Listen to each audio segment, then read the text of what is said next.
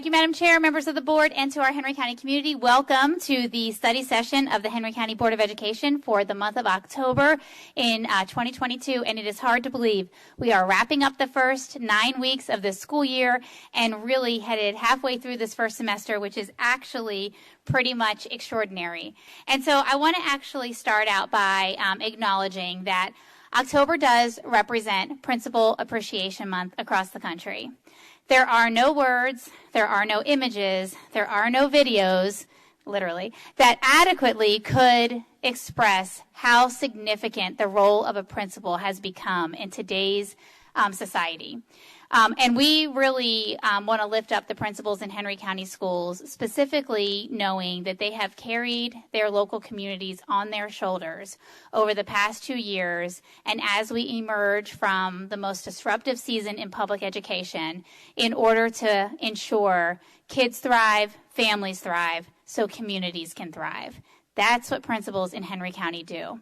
We have adapted to the culture that the key and focal point of leadership in a school system must be the school principal, and that the organization is oriented around the leadership effectiveness at that local school. And we know the best of the best are here in Henry. And so I really want to actually segue this into what I see so beautifully woven in and out of each of our schools, and that is a commitment to young people, families, and employees knowing that they belong, knowing that they are cared for, and knowing that there's no better place to be. And so let's lift up and acknowledge Hispanic Heritage Month.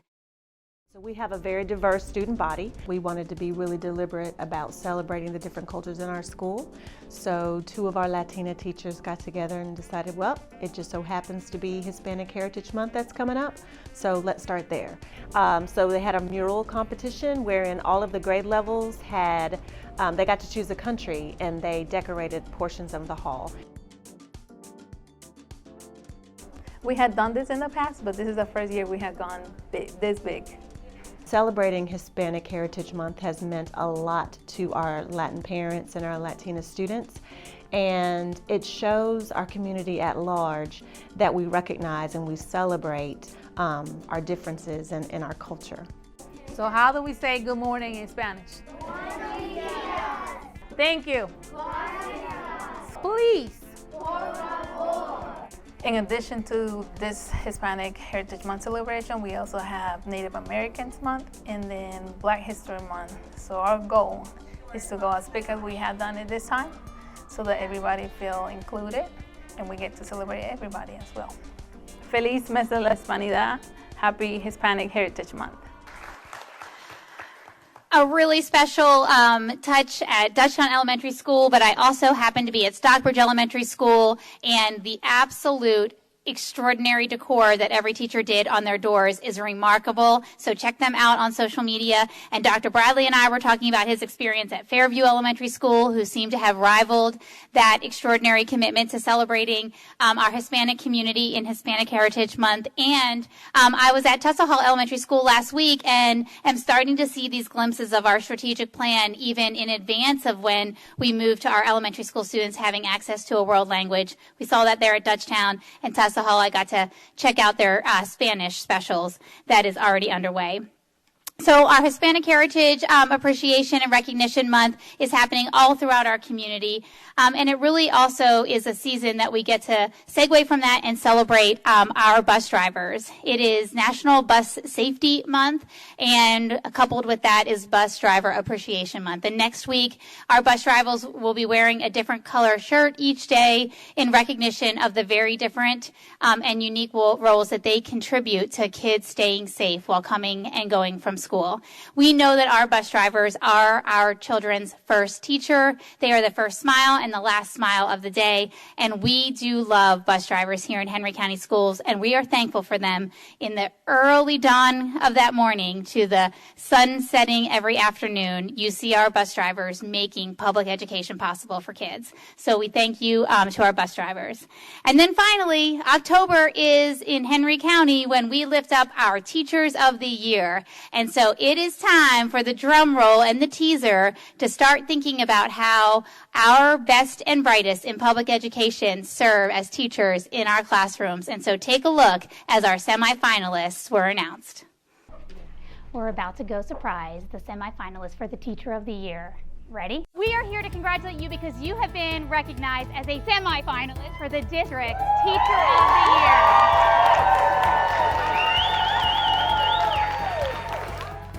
Goodness, this really comes as a shock. It really is. I'm so overwhelmed. Thank you. Thank you so much. Cody on three. 1, 2, 3. Hey. Listen, he's shaking. He's tried to sit down 3 times. I teach 6th grade science, and it means everything to me. Just influencing the future and trying to be a positive impact on people's lives.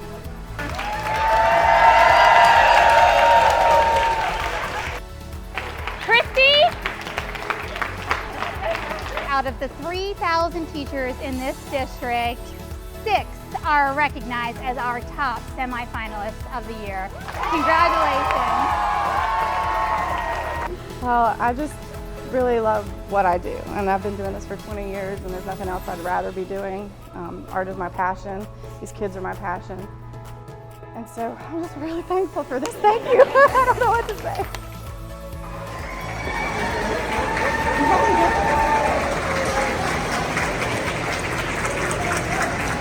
When I walked into the assembly, I had no idea that this was about to unfold. I was absolutely shocked. I'm so grateful that my family was able to be here, my husband, my extended family. It was amazing to have them there for this surprise. I know Henry County schools value their educators because of the effort that they put into this surprise. I know our whole community felt really empowered, really respected, and really seen and loved. I will never get over the fact that my peers voted me for this.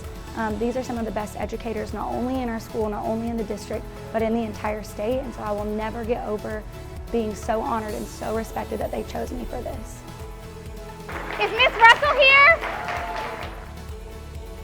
Teacher of the Year, semi-finalist for our entire district. It's really true. This is not a practical joke.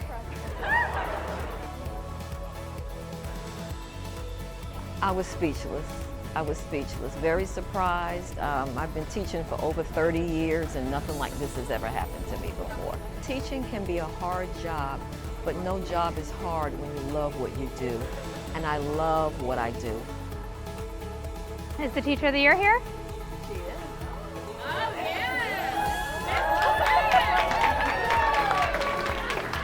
I am here to tell you that you are a semi-finalist for the District Teacher of the Year. Surprise! I feel incredibly humbled to have the opportunity to even hold this sign and just to know that the impact that I have on these kids has been positive enough to get me to this place. Well, hello and welcome to another Board of Education meeting recap, this time for the month of October 2022. My name is Duke Bradley, Chief of Staff, and I'm joined today by my co-host, Superintendent Mary Elizabeth Davis. And Mary Elizabeth, we had just a wonderful Board of Education meeting this month, didn't we? Yes, we did. And really, it kicked off with our board members giving a bit of a recap into their experiences over the last couple of weeks in some very significant training that they were engaged in. So let's listen in to Mrs. Cobb and Mrs. Pope, who both attended the GSBA-sponsored Code of Ethics training that was actually hosted by Clayton County Schools. So we actually kicked off the day. They had a representative from Cognia who, his name was Andre Harrison. He actually was a vice president of accreditation services for Cognia. And he shared with us the new Cognia performance standards and their 6-year accreditation cycle. So there had been some changes made in Cognia, and he was just sharing with us as board members the new process and procedures and standards that they have adopted as an organization. So that was very interesting to learn about. And he presented some really great information as far as that goes. So, Mrs. Pope, would you like to share? Sure. So the second two sections of the day were all about the code of ethics, by which we all swore to abide before even taking office. And they talked about the importance of ethics and governance. And I think just understanding more and more how good ethics in a board builds public confidence was great. But it really just gave us so much confidence in our Board of Education and our governance team. And I'm proud to serve along this board right here, and it was a great opportunity. I'm thankful to GSBA for providing the training. Coming out of that, we were able to listen to our chair and vice chair talk a little bit about their recent governance training that was a whole board training where our board came together, really committed to understanding what highly effective boards of education do, knowing that that is the instrumental key to highly effective school systems. So let's listen into the recap that was provided by Mrs. Cobb and Mrs. Edwards, our chair and vice chair. Yes, on October the 6th last week, we had whole board training, and Dr. Sam King was the facilitator. And he provided a wealth of information for our board, our governance team. And a couple of things that stood out with me were he talked about the standards for effective governance teams. He also brought in some information regarding the criteria for performing teams. And we all know that we are a highly performing district. And he talked about the baseline criteria for performing boards. As he continued on, he talked about how governance teams' behavior are linked to high-performing outcomes, and we all know that's definitely true. And then he talked about the relationship of trust between the superintendent and the board. And lastly, I'm going to say the last thing he talked about when he presented information on the different domains and how they are to be maintained by a governance structure in keeping records and moving this district forward to educate children, which is what our job is. Thank you. We know our district is really focused on a cycle of continuous improvement. Well, we are doing that as well as a board. And so every year we do a governance team self-assessment. And we actually took a look at the results from that and had some discussions about that. Those discussions are going to be ongoing. And so we will use that to formulate our training for this upcoming year. So our training that we will participate in as a board will be directly related to the results of our self-assessment that we took. So that, like I said, conversation is ongoing. And that was just a really good time to also, as a board, focus on that cycle of continuous improvement that we all appreciate. So thank you, Ms. Edwards, for helping me share that out. It really was a great day. Well, as always, during our study session, we begin by talking about our community-inspired strategic plan. And during our Year 2, Quarter 1 quarterly report, we had an opportunity to really talk about all of our strategic actions.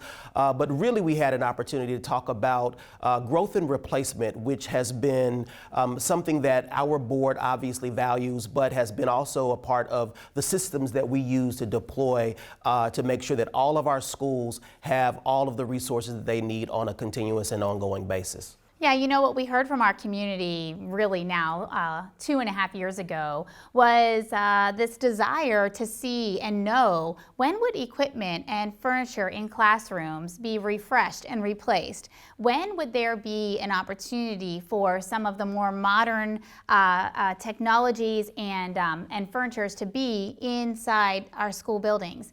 And that came through on our strategic plan. And while it was titled Growth and Replacement, we have now come to know this as a very comprehensive asset management strategy. And we're starting to see great strides in this. And I would love to point out that an elementary school asset manual will be released shortly, and we will pilot with 3 of our elementary schools the replacement of furniture and equipment that will then be inventoried, life-cycled, and scheduled for replacement over time. And then we'll look to do that across the organization. And we'll have a middle school and high school asset manual that is prepared over the course of this coming year. And we've really started to talk about the arts. with the board investing in orchestra and band equipment in each of our middle and high schools, and starting to look at those STEM classrooms very specifically. And then why don't you talk a little bit about how this has also grown into understanding our athletic facilities? Absolutely. So this obviously is a big body of work that has to be managed, and we are in the process of doing that. But beyond all of the growth and replacement for instructional and academic support items, we are now beginning to expand into thinking about how can we support our schools around athletics facilities improvements. And so that work is on the horizon just as well. Yep, there's a good bit of study happening on how big districts our size ensure that facilities and equipment for sports teams are refreshed and replaced. And really all of this good work is just another example of how our community's perspective, our students' experiences, has informed the direction and investments of the Board of Education. It's really this community to boardroom to classroom alignment that just continues to surface. And that kind of led the way into a great report on STEM education.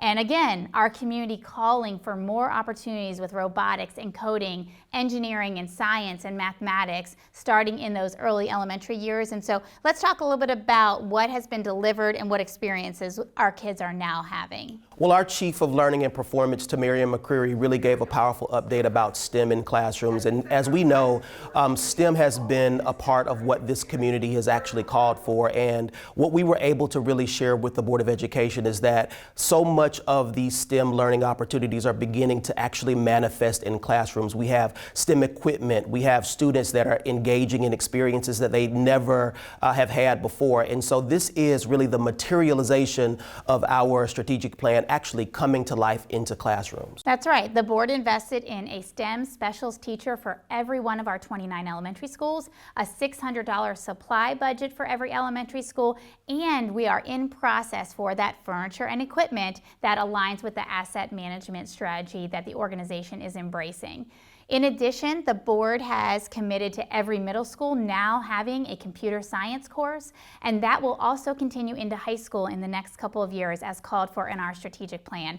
And then, of course, culminating really on this K-12 commitment to kids having access to STEM experiences is this vision for a STEM high school. Now that actually allowed us to start talking a little bit more about another deliverable from our strategic plan, and that is something we heard so clearly from our families wanting to be better connected to what's happening in the classroom. So let's talk about our Henry Connects Family View that is about to be available to all families district-wide. Well, I'm personally excited about Henry Connects, and I know our parents and families are as well, but this is really a kind of a part of our way to make sure that we are connecting with our families in ways that we've never done before. Henry Connects is a platform. The new Family View, in fact, will allow parents and families to be able to learn more about what their students are learning each and every day, to be able to connect with school communities in a more intimate way, and it really kind of revolutionizes the connection between the schoolhouse and the households that our students come from. That's right. When developing our strategic plan, we heard time and time again families wonder out loud,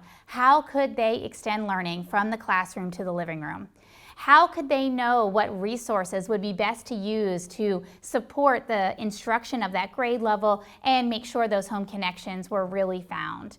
Well, that has finally arrived, and you will start to learn more from your school about Henry Connects Family View. You can see the instructional resources that have been adopted by our Board of Education. You can see the standards and pace of that instruction, and you can connect to your child's classroom like never before. You know, the reason that our board meeting agenda items always begin with the strategic plan taking center stage is because, first of all, it is our community's vision for the future of schools in Henry County. And it has really served as the board members' key strategy on investments and their influence in the quality and the timing and pacing of all of this work. The engagement of our board is really pretty incredible, and so their discussion is reflective of their robust involvement in delivering on this strategic plan. So let's listen. I have been so thrilled to see so much of this happening in our classrooms. We heard from the community several years ago, and it sounded great and it looked great on paper, but we are seeing how it's transforming the experience of students, and it just warms my heart. I was actually at Red Oak Elementary with Dr. Davis and saw just incredible writing instruction happening, talking about Mr. McDaniel asking about it in the classroom. It was phenomenal, and teachers were the kids were so engaged and teachers were so animated and just really making writing fun. And I loved seeing pencils in hands on paper in the classroom. It was great. I, too, just want to echo what my colleagues are saying. This is just amazing, and I think I shared this with you in a gender review. It feels like we've been talking about these things for so many years now, and really to be in schools and to see these things come to life as a board member is just so rewarding, and to see the kids' faces light up when they experience that STEM lab and the things that they're doing. It's just really heartwarming, and just to know the things that we're doing for students. And like Mrs. Pope said, just have to give so much gratitude to everyone who has been involved in making these things happen, because they don't just happen. It takes a team of people to pull these things off for kids, and I'm just so grateful to be a part of the process. And our monthly construction report and eSPLOS really included some important projects that we've got going on, namely at Dutchtown High School, that has a new adjunct coming on to its facility that's really going to expand the footprint of Dutchtown High School. Yes, and really the elementary school gyms HVAC project, which has been a priority of our Board of Education, will be scheduled to be completed by the end of this school year. And our safety and security investment, so that every one of our school entranceways has a buzzer system entry solution, will be completed by December. Those are some of the construction and eSPLOS highlights, which actually led the way into the financial report provided by Ms. Clay, another monthly report for the Board of Education. But one element to just bring to your attention, and that is the inclusion of a new report in that financial report, and that is an opportunity for the public and our board to really focus in on the expenditures that occur through the capital accumulation funds. Our board's financial strategy has really matured, and having designated reserves in 3 separate capital accumulation funds for 3 very specific purposes is now monthly included in our financial report. That's right, Mary Elizabeth, and it really can't not be overstated enough that this really is the doing of our Board of Education, who identified priorities for our district, responded to the needs of our communities, and then really put together a robust, comprehensive financial strategy to respond to some of those things, and they're now beginning to materialize in the district. You know, it was a meeting that had just a lot of alignment and really put on display just how center stage our community-inspired strategic plan is, and the community-endorsed eSPLOS projects, which really takes us into the business meetings of the night. And so if you want to just kick us off, Duke, by talking a little bit about some of those instructional improvements. So coming out of the informational items, we began to talk about the core business of the district, specifically around instructional infrastructure. And one of the things that was really important coming out of this meeting, Mary Elizabeth, was the fact that we are now beginning to prepare ourselves for every middle school throughout the district to actually have an orchestra. In fact, at the beginning of the meeting, we were blessed to have Eagles Landing High School's orchestra provide some entertainment for us. But it really was a reminder of the commitment that this board has to fine arts and the future of what fine arts is going to actually look like throughout all of the schools throughout the district. That's right. Our community has called for every school, middle school, to have an orchestra program. Currently 3 have that, but the investment of middle school orchestra instruments and equipment is really a reflection to getting ready for next year, that to actually be an opportunity for every student at every middle school. And that will continue so that every high school has an orchestra program. And this is just a complement to the entire fine arts portfolio that students have access to in elementary, middle, and high. That actually led the way to the board making an investment in AP, advanced placement, textbooks, instructional resources, so that every kid has a resource in their AP coursework and teachers have fingertip access to the tools they need to teach at these high levels. And really coupling all of that was an investment in marching band uniforms. Over the next 5 years, all marching band uniforms for all high schools will be replaced, and it will start with our schools that currently have the oldest uniforms for their marching band students. And this has been a long-standing desire of our Board of Education to solve for this very important opportunity that's provided for kids. What that will really do is allow for growth of our marching bands and make sure that we have a very consistent life cycle and replacement strategy moving forward. And that really is all about making sure kids have opportunities in Henry County schools.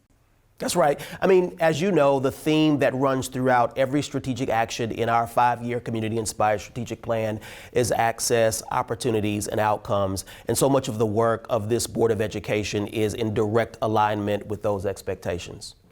As our board takes these very significant strides in delivering on the strategic plan and making investments in opportunities for students, let's go ahead and listen to the board's discussion. Thank you for looking at our oldest and the much needed. This will go a long way. Hopefully, this will be enough to dress our band in a very nice uniforms. Thank you. And I can only think about what Dutchtown High is getting ready to do. They're getting ready to go to France, I think, and they're getting ready to be involved with the D-Day commemoration, if I got it correctly. I want them to go there and shine. But they have to have the best of the best, because that's what we demand that we give. That's what our community demands of us. So thank you for doing this. Thank you, Ms. Clay, for finding it. Thank you, Dr. Davis, for leading us in this. And change is coming. And thank everyone. My heart is so filled right now, because when I took my seat in this chair, or that chair, whatever chair I was sitting in, 8 years ago, that was one of the very first conversations I had at Stockbridge High School with the parents. They wanted to know, and I hope they're watching today, to know that band uniforms are coming, and we're going to be placed on a 5-year growth and replacement schedule. I'm just so excited, because I feel that this board has accomplished the things that we set out to do. And it has taken a while, but it's okay, you know. So I say to the parents, don't give up, because have confidence in us as a board, because we're actually getting things done. So thank you for your hard work, and thank you, board, for this. Our board was also able to take action on financial literacy standards. And you may recall from last month's Board of Education meeting that financial literacy standards were presented and a strong talking point among our Board of Education. But what we know is that Board Policy BAB really allows us to enhance and exceed expectations that the state has called for when our community is expecting something more and different with regard to the academic and learning experiences for our young people. And so the implementation of financial literacy standards is going to be life-changing for so many of our students, parents, and families, because we know that this is what has been called for. That's right. Our community was clear, and our board has really prioritized this. So let's listen to their discussion. While we have to ensure that every student is learning the standards in every classroom every day, like Henry County expects more and wants more for our kids, and this is a prime example of that. So I love that our community wants to provide more opportunity for our students, and this, I truly believe, will change the next generation. So thank you so much. I know so much work went into writing these standards, and I can't wait to see them implemented. And you know, Mary Elizabeth, our Board of Education has a long-standing relationship with the Henry County Board of Commissioners. And this month, our board took action to enter into an interagency agreement to provide crossing guards for our schools. In support of your core beliefs, which state that all learning environments will be supportive, safe, and secure, the superintendent is recommending approval of a memorandum of understanding between the Henry County government and the Henry County schools. That really kind of did it for the first part of our board meeting, Mary Elizabeth. Again, action-packed, lots of really important work that we were able to share, and really strong conversation with our Board of Education. You know, the board always starts with students at the center, and this October board meeting was no different, with the Eagles Landing High School Chamber Orchestra providing the inspiration. And what was especially notable is that their orchestra teacher is himself a graduate of Eagles Landing High School. So Mr. Hernandez and the entire chamber orchestra were absolutely beautiful, and it paved the way for a great night of awards and recognition of students and staff, including our middle and high school art gallery. So let's take a look.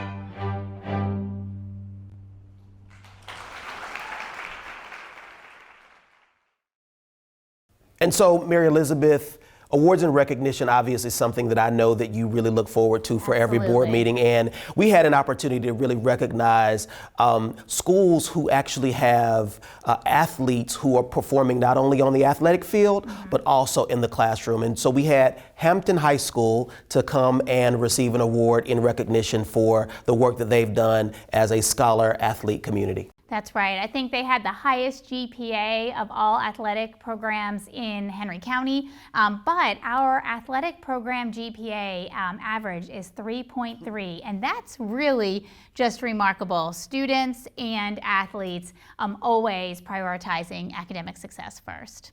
Also in awards and recognition, Mary Elizabeth, we were able to recognize Mr. Barfield from Ola Middle School, who received a National Teaching and Excellence Award. Just another one of the reasons why parents and families choose to send their kids to Henry County schools is because of wonderful, fantastic, really impressive teachers like Mr. Barfield.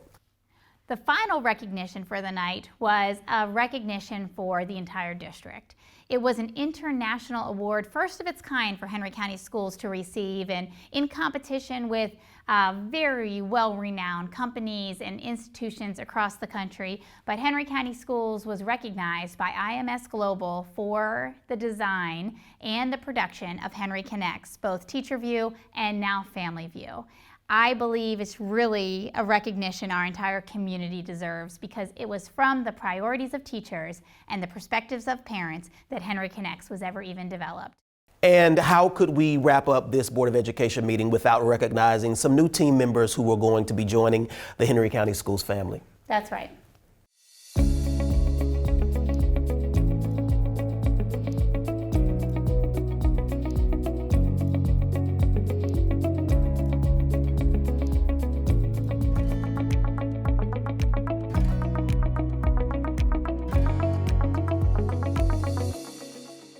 Well, that's going to do it for another Board of Education meeting recap, this time for the month of October 2022. We look forward to seeing you again next month, and thank you to my co-host Mary Elizabeth Davis for really providing some really wonderful insights on the work that we're doing. We'll see you soon. Take care. While this was just the board recap, you can view the entire board meeting on our website. Also, before we let you go, we encourage you to follow us on social media. That's all from Henry County Schools today. Remember, we are always in pursuit of exceptional, and we'll see you next month.